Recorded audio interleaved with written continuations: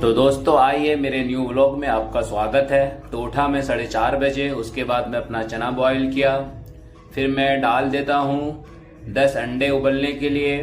फिर मैं ब्रश लेके आ जाता हूँ, ब्रश करता हूँ।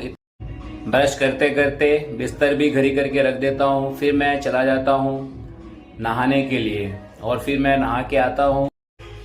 फिर मैं फजर की नमाज के लिए रेडी हो जाता हूँ और 2 रकात फजर की नमाज पढ़ता हूँ। फिर मेरी नमाज पूरी हो जाती है। उसके बाद मैं कॉफ़ी पी लेता हूँ।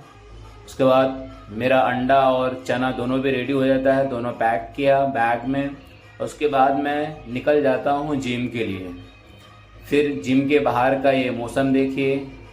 और जिम में एंट्री किया, आलोक पहले से ही आ चुका था। मैं शूज़ वगैरह डाला, लाइट वगैरह ओपन किया, थोड़ा वार्म अप किया।